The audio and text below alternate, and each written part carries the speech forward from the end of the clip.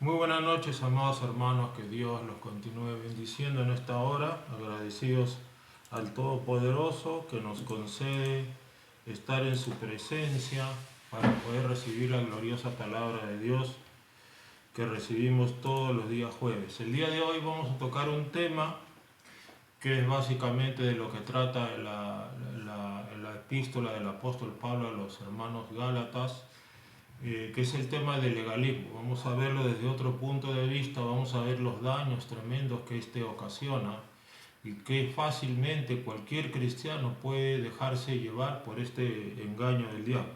Así que vamos a orar, vamos a suplicar al Dios Todopoderoso. Vayan abriendo sus Biblias en Gálatas capítulo 2. La lectura va a ser de los versículos 11 al 16, ¿ya?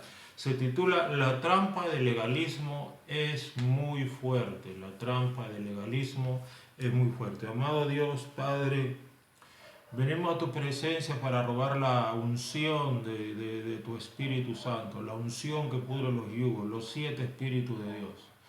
Ven de los 4 vientos y sopla sobre nosotros y viviremos. Ven de los 4 vientos, Espíritu Santo, y resucita lo que ha muerto, vivifica lo que está muriendo, sana todo aquello que está enfermo, libera a toda persona oprimida. Padre, trae tu bendición, danos rema, danos la prosperidad divina, la bendición del Todopoderoso. Te damos gracias, recibimos ahora todo tu bien, toda tu generosidad y toda tu abundancia por la fe en el nombre de Cristo. Amén.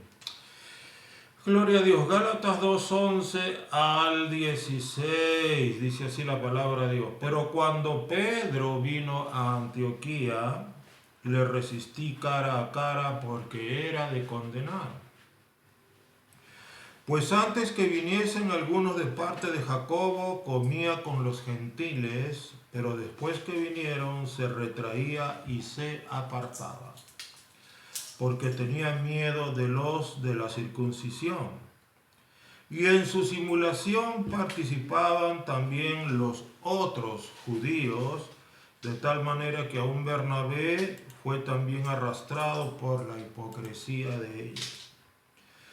Pero cuando vi que no andaban rectamente conforme a la verdad del Evangelio, dije a Pedro delante de todos: si tú, siendo judío, vives como los gentiles y no como judío, ¿por qué obligas a los gentiles a judaizar? Nosotros, judíos de nacimiento y no pecadores de entre los gentiles, sabiendo que el hombre no es justificado por las obras de la ley, sino por la fe de Jesucristo, nosotros también hemos creído en Jesucristo para ser justificados por la fe de Cristo y no por las obras de la ley. Por cuanto por las obras de la ley nadie será justificado. Gloria a Dios. ¿Se acuerdan, hermanos, la última lección que vimos el jueves pasado? De cómo Pablo acude a Jerusalén para que Pedro pues escuche su doctrina, ¿se acuerdan? Pablo había recibido el Evangelio por revelación directa de Jesucristo, pero dice, no, para no correr en vano voy a ir donde los que tienen reputación. Gloria a Dios. Entonces Pedro, Jacobo y Juan, que eran las columnas en esos días en Jerusalén, le dan la mano a Pablo, a Bernabé, y estaba Tito también en señal de compañerismo. Entonces Pedrito le dice, ya, ustedes vayan a los gentiles y nosotros seguimos con la circuncisión. Es decir, nosotros vamos a ir predicando en Jerusalén y vamos a seguir predicando y ganando a los judíos para Cristo. Gloria a Dios. Ese es más o menos el contexto del primer encuentro que tiene Pablo con Pedro después de 14 años ya de cristiano, ¿cierto? Eso ya lo vimos en la clase pasada. El día de hoy hay un segundo encuentro, o más bien ya un tercer encuentro, en el cual ya Pablo y Pedro no se encuentran en Jerusalén, sino en Antioquía. Y vamos a ver qué pasa en Antioquía, en esta ciudad que era una ciudad al noreste de Jerusalén, de Israel, mejor dicho, también de Jerusalén. Y era una ciudad obviamente gentil, ¿no es cierto? Era una ciudad gentil, ya no estaban en Israel. Y ahí estaban Pedro y se encuentran Pedro y Pablo, ¿no? Entonces ese es el contexto, ¿ya?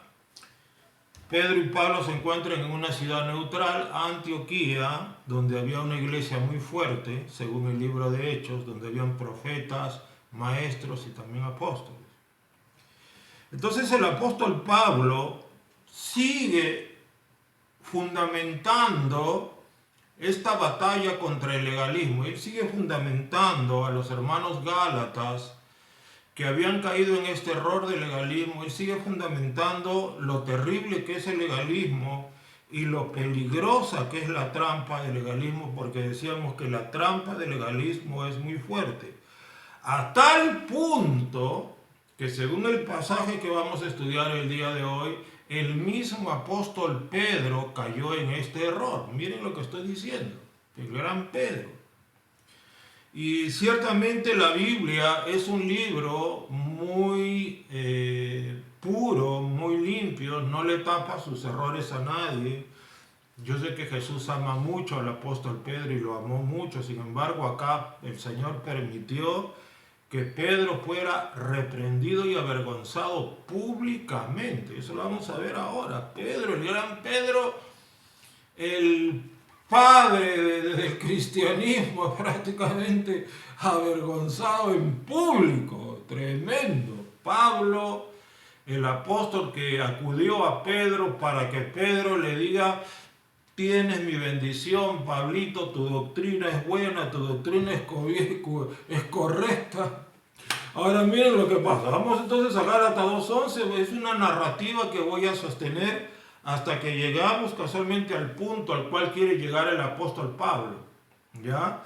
Para destronar y destruir el legalismo en los corazones.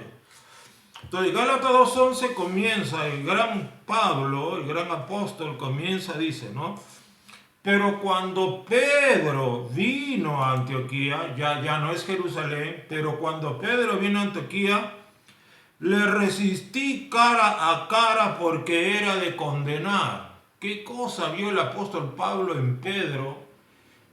Porque acá Pablo está diciendo que la actitud de Pedro era de condenar, o sea, Pedro estaba en peligro de caer en condenación.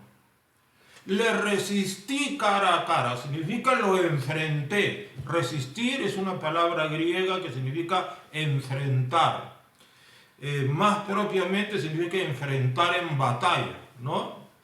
Dios resiste a los soberbios, significa Dios les hace guerra a los soberbios.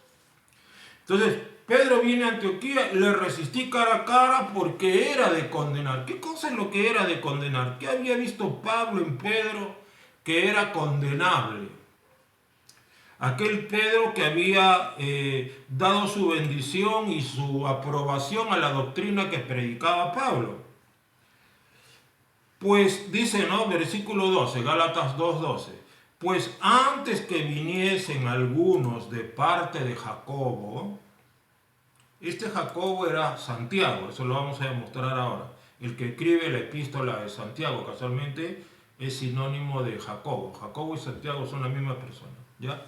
Pues antes que viniesen algunos de parte de Jacobo, ¿se acuerdan que Pedro, Jacobo y Juan eran las columnas? Pues es este Jacobo. Ya vamos a ver quién es este Jacobo que escribe la epístola a Santiago. En inglés es James, ¿no? Tú lees una Biblia en inglés, tú ves que se dice que es James. Nuestra Biblia dice Santiago.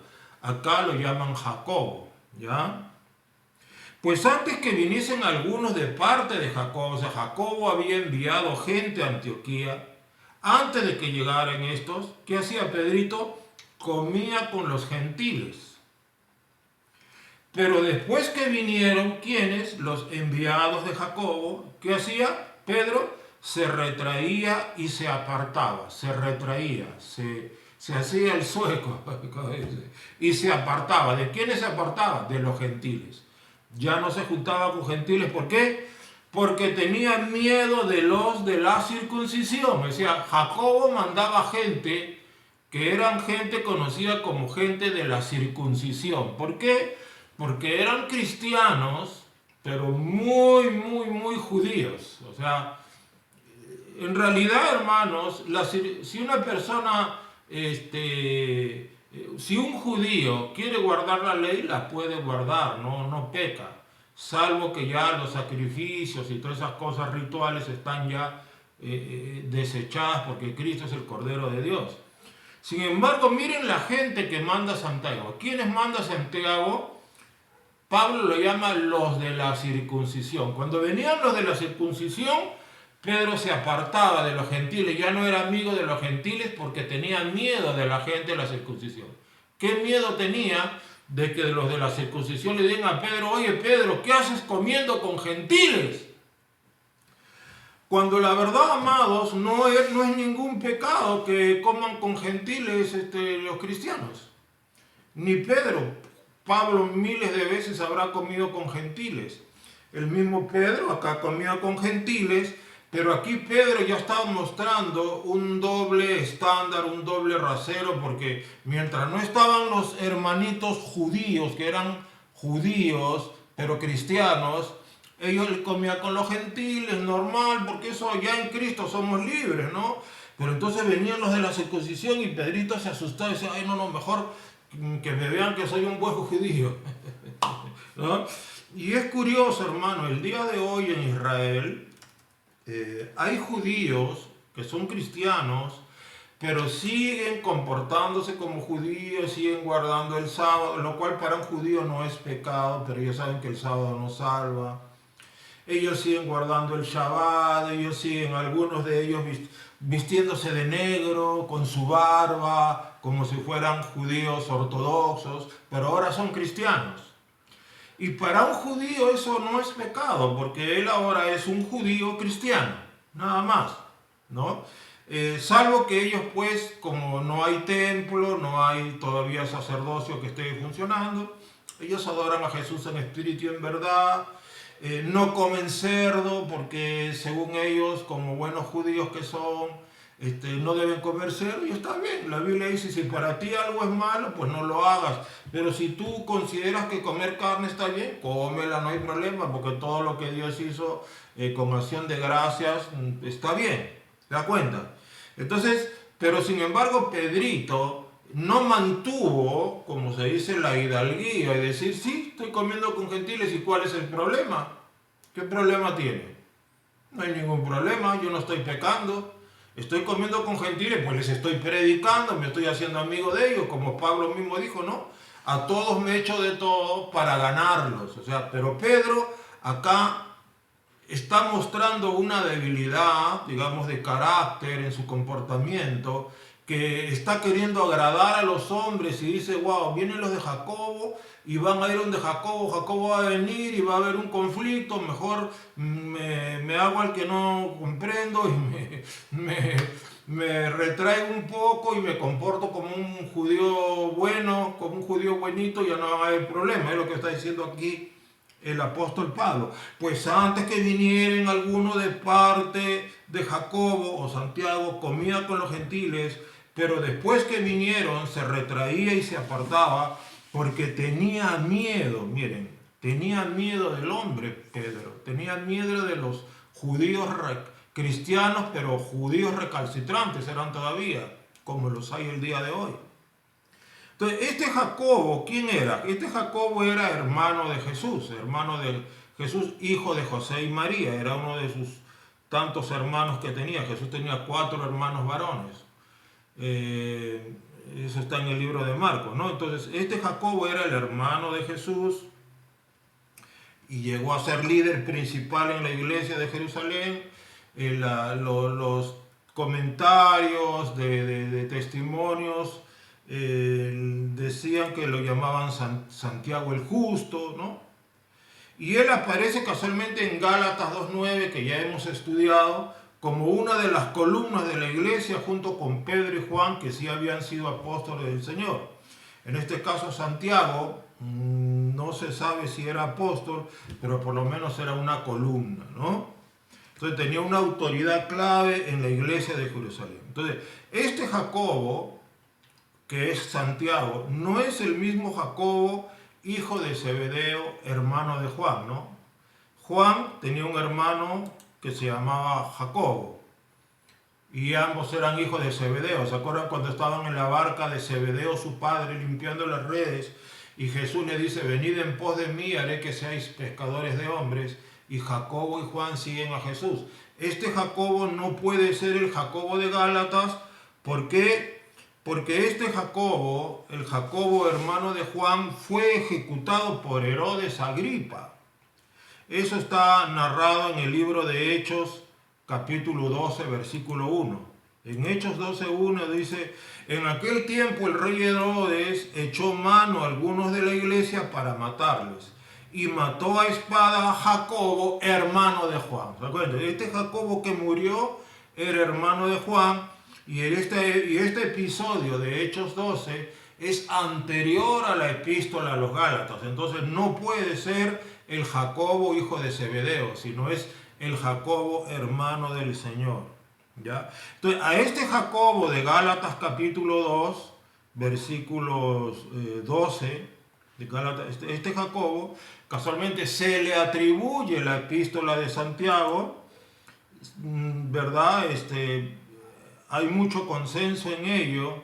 ¿Por qué? Porque acá tú ves que Santiago envía gente que era de la circuncisión, o sea, gente muy judía. Ustedes saben que los judíos primeros tenían la noción de que Jesús había venido solo para los judíos.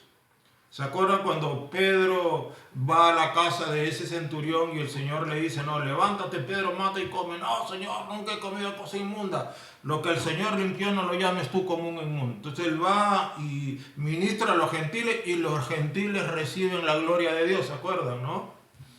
Y entonces cuando Pedro cuenta ese testimonio, porque le dicen, oye Pedro, ¿tú qué haces metido en la casa de esos gentiles? Bueno, miren, esto pasó.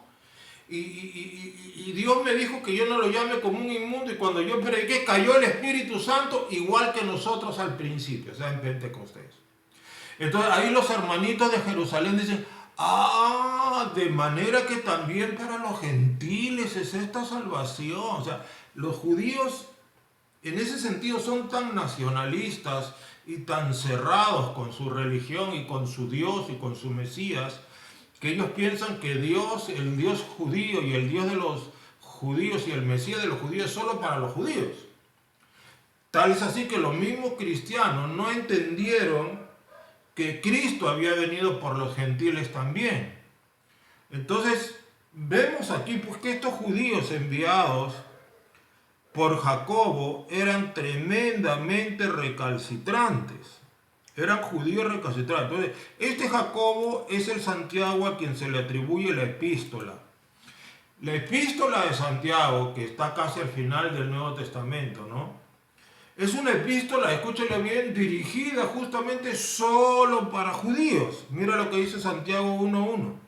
Sin embargo, está incluido dentro del canon del Nuevo Testamento. No está mal leerla, pero usted se va a dar cuenta en Santiago 1:1 que dice, Santiago, siervo de Dios y del Señor Jesucristo, miren esto, a las 12 tribus que están en la dispersión. Salud. ¿A quiénes escribió Santiago? A las 12 tribus que están en la dispersión. Es decir, Santiago vivía muy enfocado en su ministerio a los judíos. Él tenía una pasión por su pueblo judío, lo cual está bien. La epístola de Santiago es una epístola dirigida a un pueblo judío. Entonces, por eso usted se va a dar cuenta que esta epístola de Santiago es un poco fuerte y pareciera que choca con las epístolas de Pablo, incluso la de Pedro. Santiago parece ser un poquito demasiado judío para el gusto de algunos, ¿no? Santiaguito era demasiado judío, por eso él mandó gente que era de la circuncisión, o sea, él mandaba judíos recalcitrantes, cristianos obviamente.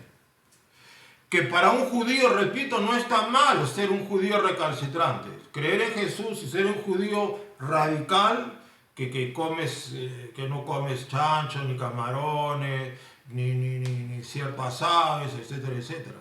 ¿Se da cuenta? Entonces, sin embargo, Cristo no vino solo para los judíos, Cristo vino para todas las razas, naciones, pueblos, tribus y lenguas. Y eso es lo que incluso el día de hoy muchos judíos cristianos les cuesta entender. Porque claro, el Dios de Israel es el Dios de Israel, ¿no? Pero claro, ese es su nombre, Jehová Dios de Israel dice así. Pero también es Dios del Perú, y también es Dios de la China, y también es Dios para los japoneses, y también es Dios para los africanos. Amén, es Dios para los judíos, pero también para los árabes, que lamentablemente ahorita están la mayoría engañados por Alá, ese demonio llamado Alá.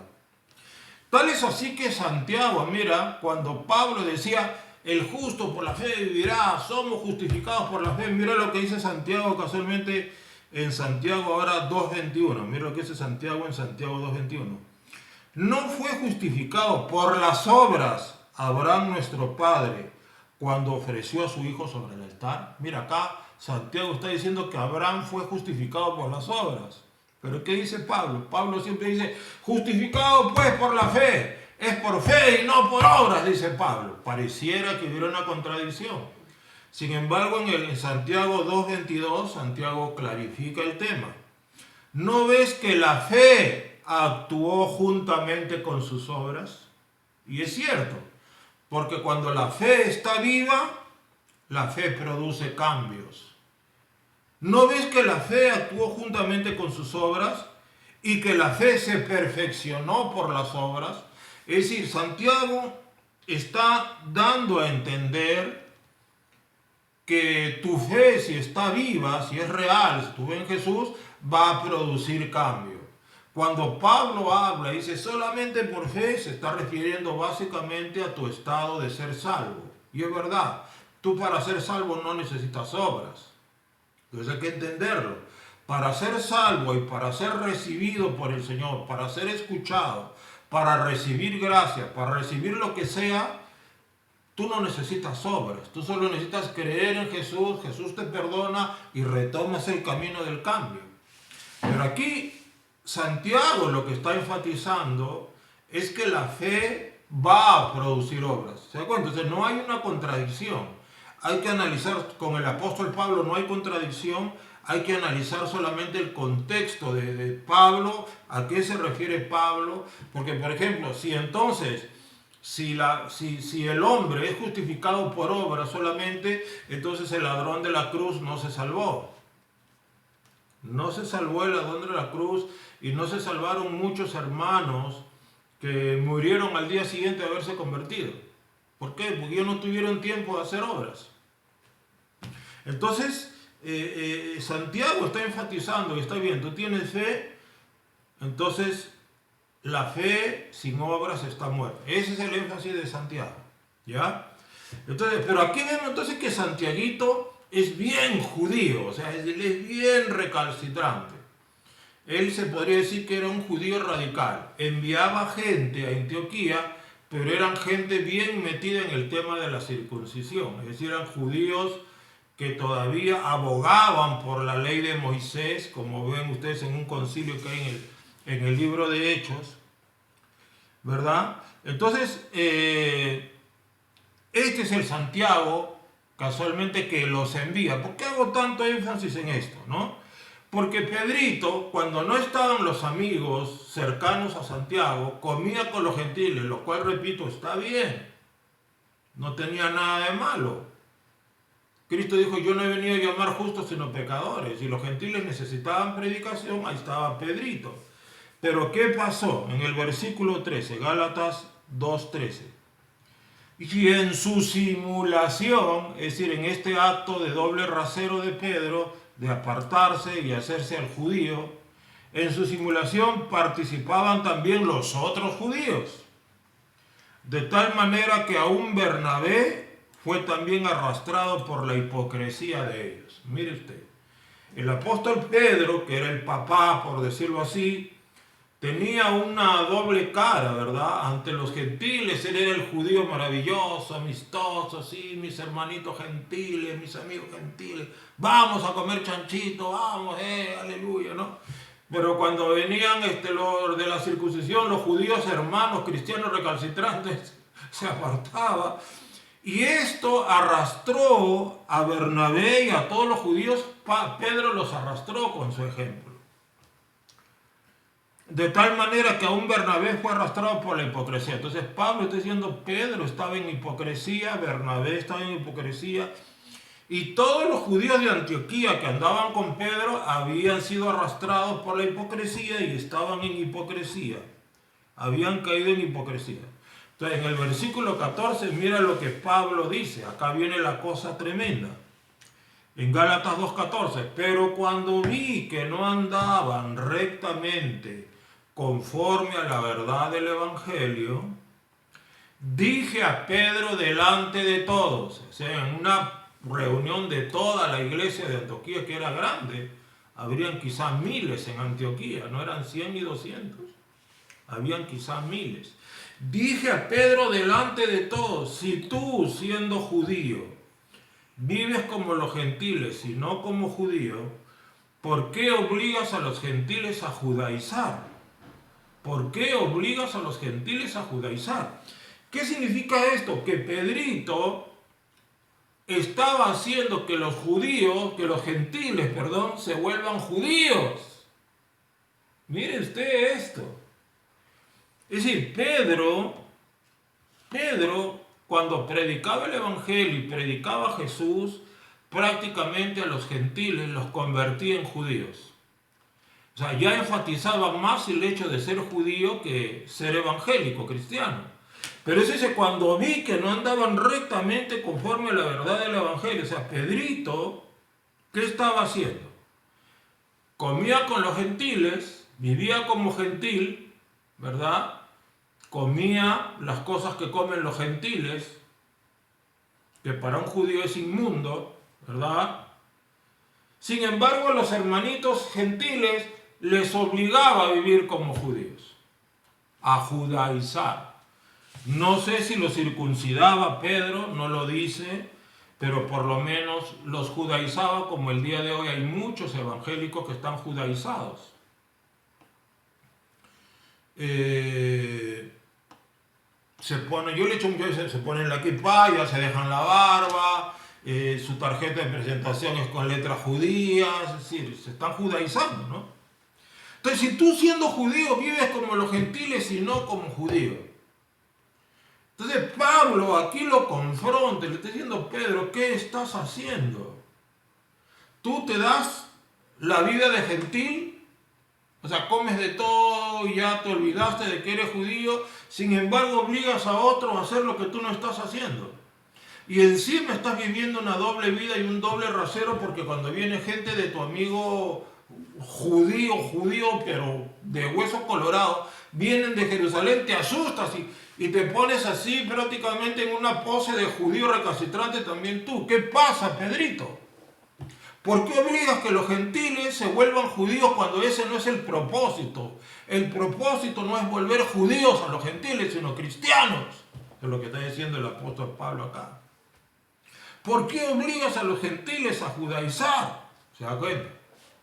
Porque Pablo en ese sentido era bien radical. Pablo incluso fue acusado en Jerusalén de instigar a los judíos a apostatar de Moisés, porque cuando Pablo habla en sus epístolas, en Romanos, en Corintios y en todas las epístolas, Pablo dice, ya olvídense la circuncisión, eso ya no es nada, lo que importa es la nueva criatura, sean llenos del Espíritu Santo. Todo lo que Dios cree es bueno, coman nomás, no hay problema, ustedes coman, pero adoren a Dios, sean santos en mente, en ojos, amor, gozo, paz, paciencia, eso es lo que cuenta ahora, la obediencia nacida de la fe, de un corazón puro, el amor. O sea, Pablo ya tenía claro el mensaje del Evangelio. Sin embargo, Pedrito había caído en la trampa del legalismo y Pedrito estaba obligando a judaizar. Y Pedrito estaba agradando al hombre, y Pedrito estaba viviendo una doble vida. Miren, el gran Pedro, hermano, cayó en esta peligrosa, por eso hemos titulado La trampa del legalismo es muy fuerte. Entonces yo digo, hermano, si el gran Pedro cayó en esta trampa, no sorprende entonces por qué tanta gente el día de hoy está cayendo en esta trampa del legalismo. Salió incluso un video que se hizo viral de un pastor peruano que lo circuncidaron en público, incluso filmaron su circuncisión, claro, con una partecita borrosa obviamente, porque ahí la circuncisión la hacen en el miembro masculino. ¿Por qué? Porque él dice, no, hay que circuncidar a todos. Es un supuesto evangélico que se hace viral y todo el tema. No sé si alguno de ustedes lo habrán visto. Hasta ese punto llega la confusión del legalismo, porque si usted lee la epístola de Santiago, prácticamente la epístola de Santiago todo eso obedece, que tiene que haber obras, tienes que obedecer, no seas oidor de la ley, sino hacedor de la ley. El que es hacedor será justificado, el que juzga al hermano juzga la ley, el que quebranta un mandamiento quebranta toda la ley. O sea, para Santiago todo era ley, ley, ley, ley. O sea, Santiago era un judío convertido a Cristo, hermano de Jesús, hermano menor de Jesús. Era cristiano, era un buen cristiano, pero era un buen cristiano judío. ¿Me entiende? Eso quiero que usted me entienda. Y eso se siente en la epístola de Santiago. En la epístola de Santiago, cuando usted lee, se siente el peso del legalismo. Ahora vamos ricos, vuestras riquezas están podridas y comidas por el hongo y aullad por las miserias que os vendrán. Wow, o sea que, ¿qué? ¿Cómo? ¿Qué? O sea que ya eres rico, te vas al infierno por ser rico, ¿es lo que estás diciendo? O sea, es un poco difícil entender la epístola de Santiago si tú no tomas en cuenta que Santiago era un buen cristiano, pero era un buen judío también. Entonces nosotros los gentiles hemos nacido en un país, en una nación, o los mismos corintios o los mismos efesios han nacido en una nación que pues no había nada de esas cosas. Entonces su cristianismo es más libre. Pero ser judío y a la vez cristiano es bien peligroso, hermano. O sea, los judíos llevan eso y es un peligro. No digo que Santiago sea una epístola herética, pero Santiago es una epístola dirigida a judíos y es una escritura bien judía y parece Santiago más bien un libro sacado del Antiguo Testamento. Léalo bien y usted se da cuenta que parece un poco de Isaías, un poco de Jeremías. O sea, es una epístola sacada aparentemente del Antiguo Testamento, pero no, es Nuevo Testamento. Pero yo diría que la epístola de Santiago es la escritura más judía que hay en el Nuevo Testamento.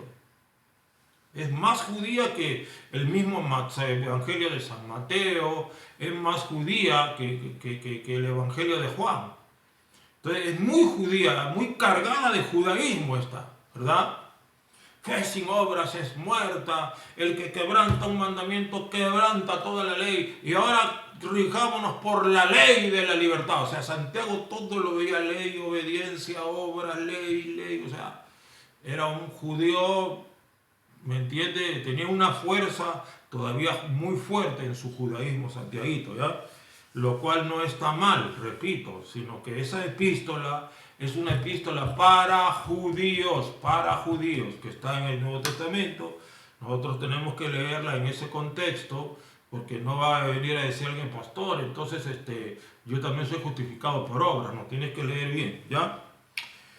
Entonces Pablo está argumentando casualmente diciendo, miren hermanos gálatas, hasta Pedro se volvió un hipócrita, se puso una máscara porque Pedro mismo quería judaizar, pero yo lo reprendí delante de los cientos o quizás miles de hermanos que habían en Antioquía. Yo lo reprendí al gran Pedro. Lo reprendí porque él quería judaizar, no estaba cristianizando el mundo, lo estaba judaizando. ¿Por qué? Porque Pedro mismo estaba agradando al hombre, pero Pedro sabía ahora que comer con gentiles no era pecado, pero Pedro le tenía miedo a Santiago, tenía miedo a los de la circuncisión, porque hermano, los judíos son bien tremendos, son bien radicales, ¿ya? Entonces, este es el argumento. Entonces, en los versículos 15 y 16, con eso ya vamos concluyendo, Pablo le dice al apóstol Pedro lo que es el Evangelio. Mire, nosotros, Gálatas 2:15, nosotros, judíos de nacimiento, somos judíos de carne y hueso, Pedrito, no pecadores entre los gentiles, y somos una nación especial delante de Dios, sabiendo que el hombre, tú en el versículo 16, sabiendo que el hombre no es justificado por las obras de la ley. Santiago dice, Abraham nuestro padre fue justificado por las obras, no solo por la fe. Ahí está la aclaración. Pablo le dice, sabiendo que el hombre no es justificado por las obras de la ley, sino por la fe de Jesucristo. Nosotros también hemos creído en Jesucristo para ser justificados por la fe de Cristo y no por las obras de la ley, por cuanto por las obras de la ley nadie será justificado. Ahí Pablo como se parcha ese tema en Antioquía, porque Pablo sale de Antioquía también a predicar el Evangelio. Pablo era un líder de la iglesia de Antioquía. En aquel día habían profetas y maestros, y dijo el Espíritu, separadme a Pablo y a Bernabé para la obra que los he llamado. Eso está en el libro de Hechos, capítulo 8 me parece, y Pablo como ministro sale de Antioquía. O sea, Pablo era conocido, era una columna en Antioquía, era un profeta, un apóstol salido de la iglesia de Antioquía, enviado desde Antioquía. Entonces Pablo le dice a Pedro, Pedro, por más judío que seas, o judío o no judío, tú necesitas a la fe de Jesucristo para ser justificado, no las obras de la ley. ¿Por qué estás judaizando tú? ¿Por qué estás obligándole al gentil que no coma chancho, que no coma camarón, que no se haga su parihuelita, el cangrejo? ¿Por qué? Que no coman caracoles. ¿Por qué, Pedro? ¿Cuál es tu problema? ¿Se da cuenta? Pablo les está diciendo a los Gálatas, amigos, hermanos de Galacia, el gran Pedro cayó en el error en que ustedes están ahorita. Entiendan que yo lo reprendí al número uno de la iglesia de aquel entonces, al papá de la iglesia primitiva, Pedro, al papá espiritualmente hablando, ¿no? Yo lo reprendí y le dije que nadie es justificado por obra. Ese era el problema de la iglesia de Galacia. Somos justificados por la fe de Jesucristo. Por la ley nadie será justificado. ¿Se da cuenta? Es por eso que nosotros, hermanos, los hijos de Dios en el Nuevo Testamento, yo prefiero leer más el Nuevo Testamento que el Antiguo Testamento. O sea, yo amo, por ejemplo, el libro de Salmos, que me ayuda a orar, el libro de Proverbios, que me da sabiduría. Amo la palabra de Isaías, que es un libro muy judío, pero es muy profético, me exhorta. Jeremías igual, es muy judío, pero también reprende muy duramente, porque necesitamos reprensión, ¿no? Pero honestamente te digo, hermano, el libro, por ejemplo, de Crónicas, cuando comienza, ¿no? Fulano engendró a Mengano, que venga. Claro, uno puede escudriñar algo ahí, saca, no voy a decir que no, pero Pablo dice a Timoteo, no te metas en fábulas ni genealogías, que eso no edifica. Las genealogías no edifican. Eso lo dice Pablo, por si acaso. No voy a creer a alguien que soy hereje. No estoy diciendo que no leas Crónicas, pero yo particularmente, mira, si te escucho 10 veces o te leo 10 veces la epístola a los Corintios o Mateo, te escucharé una sola vez Crónicas. Por cada 10 capítulos del Nuevo te escucharé Levítico. Por cada 20 Nuevo Testamento te leeré o escucharé una vez Levítico. ¿Por qué? Porque son libros muy judíos, en los que hay que tener demasiado discernimiento para ver en esos libros a Jesús. Por eso yo siempre recomiendo a los cristianos que se enfoquen más en el Nuevo Testamento. Escucho los libros proféticos, escucho a Nahum, a Habacuc, a Jonás, todo lo que tú quieras. Pero hay libros que son demasiado judíos, ya como Levítico, como Éxodo, todos tienen enseñanza. Yo no menosprecio nada, pero una cosa yo percibí, hermanos. Cuando yo recién me convertí, yo casi no leí el Nuevo Testamento. Te lo voy a ser honesto, te voy a ser sincero. Me parecía aburrido el Nuevo Testamento. O sea, yo me convierto, entonces yo era una persona muy legalista y cuando yo leía el Nuevo Testamento me parecía muy simple. Me parecía, no, como que no, mejor es el antiguo, más, no, más palo, más, recibo más exhortación y es lo que yo necesito. Pero yo no me daba cuenta de que cuando yo me enfocaba en Isaías y Jeremías, yo me acuerdo que yo era todo puro juicio y juicio y juicio y juicio, nada más que juicio. ¿Te das cuenta? Porque lo que tú lees moldea tu mente, pero ahora después de 43 años de cristiano, me doy cuenta de que tengo que ser equilibrado y balanceado y de que tengo que enfocarme más en el nuevo que en el antiguo. Amo el libro de Génesis, amo el Éxodo, es un libro excelente. Y cuando leo Levítico encuentro mucho a Jesús, tengo otra perspectiva. Números, amo ese libro. Deuteronomio, la dación de la ley y de las cosas. Hay cositas honestamente que son difíciles para mí de digerir. Eso no significa que yo lo menosprecie. Pero si tú me dices, pastor, ¿usted qué lee más? Yo leo más el Nuevo Testamento. Obviamente balanceado con Salmos, por ver uno que otro libro del Antiguo Testamento, ¿no?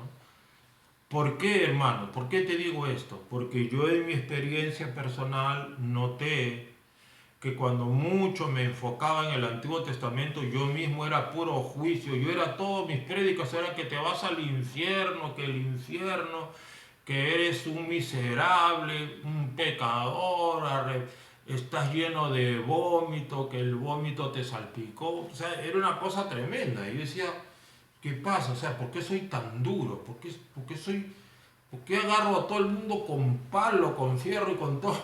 ¿Entiendes? Entonces, hasta que Dios me comenzó a enseñar y me comenzó a mostrar de que claro, hay que exhortar, pero hay que exhortar con amor. Hay que dar, pero hay que dar ya dentro de un contexto del Nuevo Testamento.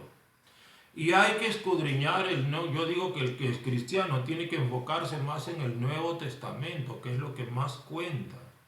Y el Antiguo Testamento, mirarlo bajo el paraguas, bajo la cobertura del Nuevo.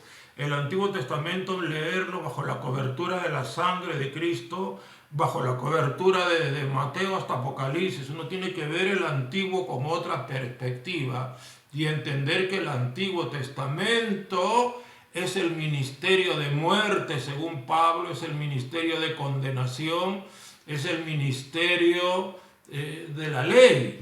¿Se dan cuenta? Entonces hay que tener un balance, hay que tener un equilibrio. Y ojo, no estoy diciendo que no lean el Antiguo Testamento, no estoy diciendo que el Antiguo Testamento sea malo, estoy tratando de hacerte entender lo que Pablo le quiso hacer entender a los Gálatas, que caer en la trampa del legalismo es fácil, el legalismo es muy fuerte, porque somos legalistas por naturaleza, nacemos legalistas, muchas veces te lo he dicho. Entonces, un buen cristiano tiene que balancear su predicación. Varias veces les he dicho. Hay cientos de predicadores en la internet que tú no vas a encontrar a Jesús, pero ni siquiera un segundo en su prédica. Creo que ni siquiera cuando oran dicen en el nombre de Jesús, amén. Porque todo es Antiguo Testamento. Y cuando predican el Antiguo Testamento, no digo que esté mal o sea pecado, dice Jehová, Jehová, y todo es Jehová, está bien, Jehová en el Antiguo Testamento, nuestro Padre, pero toda la Biblia, repito, si tú resumieras toda la Biblia en una sola palabra, si toda la Biblia la resumes en una sola palabra, esta palabra sería Jesucristo. Jesucristo es el centro de la Biblia, es el centro de la Escritura. Jesús es el centro. Todo gira en torno a Jesucristo, desde el Génesis hasta el Apocalipsis. Entonces, cuando tú ves un predicador que no habla de Jesús, que prefiere hablar de Moisés, de Elías, de Eliseo, de Isaías, de Jeremías, y no menciona a Jesús, y con todo respeto a nuestro Padre Jehová lo digo, no ha entendido pues el Nuevo Testamento. Está en la trampa del legalismo, está en el Antiguo Testamento y no lo sabe. Dice que es cristiano, pero tú no lo ves en sus mensajes. Ahí voy a eso. Y eso es un peligro, hermano. No digo ahora que decir que hablar de Jehová es pecado, no estoy diciendo eso.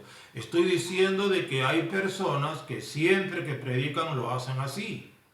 Ahí tú te das cuenta de que ellos no han conocido y no han visto a Jesús. Es clarísimo. No tienen claro a Jesús en su corazón. Pues el centro de la Biblia, el centro del reino es el Rey Jesucristo.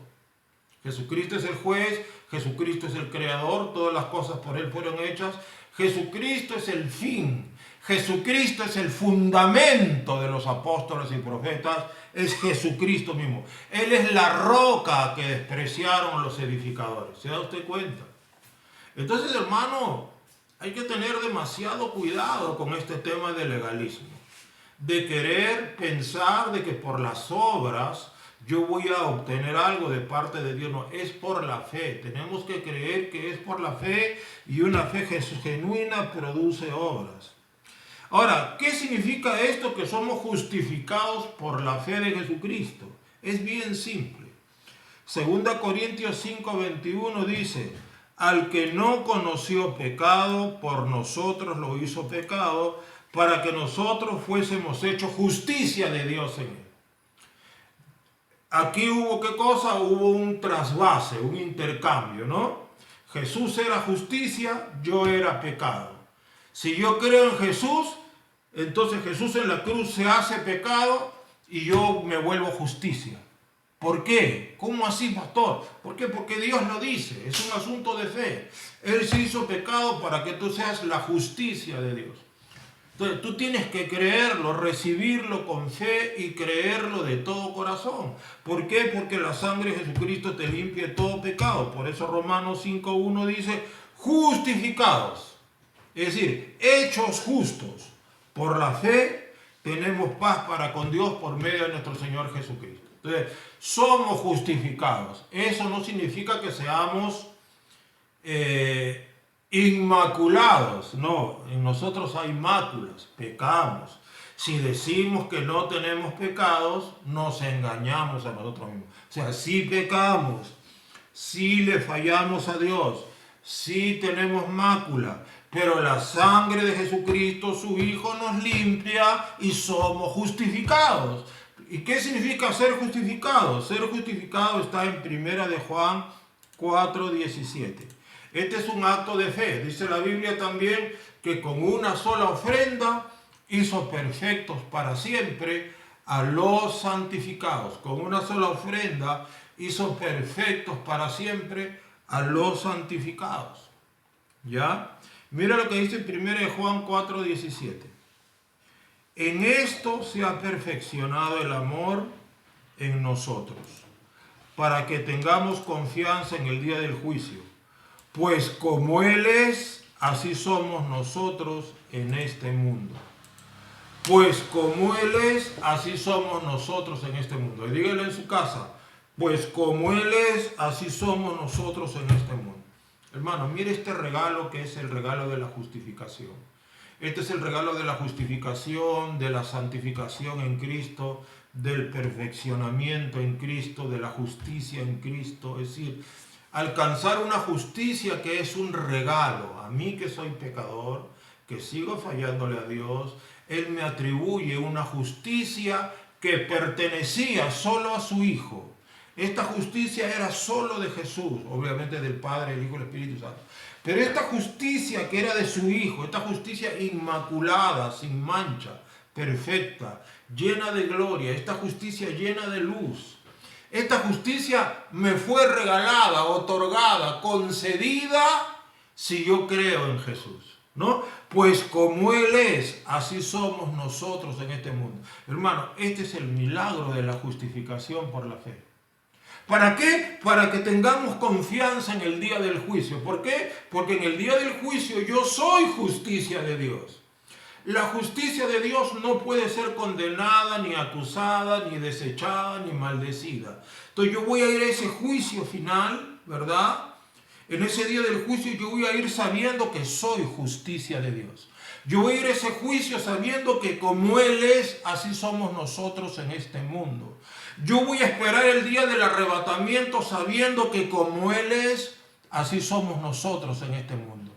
El día que me llegue la muerte, yo sabré que como Él es, así somos nosotros en este mundo. Por lo tanto, ya mi destino en Cristo, mientras yo permanezca en la fe, mientras yo permanezca en comunión con el Padre, el Hijo y el Espíritu Santo, esto es mío. Ojo, esto no se aplica a la gente relajada que menosprecia la oración, menosprecia la iglesia. No, un momento, señores. Esto es para la gente que permanece como pámpano unido y toma y bebe de la savia de la vid, ¿no? Yo soy la vid, vosotros los pámpanos. Todo pámpano que en mí no permanece, se seca y los echan en el fuego y arden. Por eso, todo pámpano que permanece en mí, este lleva mucho fruto. Entonces, es lo que Jesús está diciendo. Para que esto se cumpla, lo fundamental es la relación personal con Jesús, lo cual muchos en Comunidad de Salvación hasta ahora no me hacen caso. Le entra por acá, le sale por acá. Se lo vengo diciendo año tras año y parece que no le dan importancia. No importa, cada quien decide. Pero como Él es, así somos nosotros en este mundo. Esa es justificación. Entonces yo por la fe puedo creer que por la fe, por la sangre y por el sacrificio de Jesús, soy santo como Jesús, perfecto como Jesús, tengo la luz de Jesús, soy acepto como Jesús, tengo libertad para entrar al lugar santísimo por la sangre de Jesús, estoy cubierto en la sangre de Jesús, me ha sido atribuida una justicia que no me pertenece, de la cual no merezco, no soy digno, pero como creo en Jesús me ha sido otorgada solamente por el puro afecto de su voluntad, solo porque el Padre, el Hijo y el Espíritu Santo lo quisieron, porque la verdad, hermano, no hay otra manera de salvarnos. No existe otra manera. Si Dios demandara de nosotros perfección real, o sea, en la práctica, para ser salvos, todos nos iríamos al infierno porque todos seguimos pecando. Y aquí lo vemos claramente en el gran Pedro. El gran Pedro se volvió doble rasero, el gran Pedro se puso una máscara, el gran Pedro se volvió hipócrita, el gran Pedro ya no vivía conforme a la verdad del Evangelio, el gran Pedro le tenía miedo a los de la circuncisión, el gran Pedro quería agradar a Santiago, el gran Pedro. Pero también el gran Pedro está en el cielo, gloria a Dios. Pedro dice en una de sus epístolas, hermanos, nuestro Señor Jesucristo me ha dicho que tengo que abandonar ya el cuerpo. Dice, ya me voy de este cuerpo, me voy a mi cielo. ¿Pero qué? Pero Pedro era un hipócrita. Claro, como cualquiera de nosotros puede volverse hipócrita. Como cualquiera de nosotros, y ese es el mensaje de hoy, cualquiera de nosotros puede terminar legalista, pero hay que tener cuidado. Hay que tener cuidado con el legalismo. El legalismo está metido en lo profundo de nuestro ADN, en nuestra mente, en nuestra alma. La lucha contra el legalismo es una lucha de cada día. Por eso te aconsejé que leas más el Nuevo Testamento que el Antiguo. No te he dicho que no leas el Antiguo. Lee por cada 10 veces que leas el Nuevo Testamento, léete una vez el Antiguo. Algo así tienes que balancearte. Porque puedes desviarte. ¿Cuántos dicen gloria al nombre de Jesús? Padre, griten fuerte su casa. Como Cristo es, así somos en este mundo. Grítelo. Como Cristo es, así somos nosotros en este mundo. Como Cristo es, así somos nosotros en este mundo. Esa es una verdad medular del Evangelio.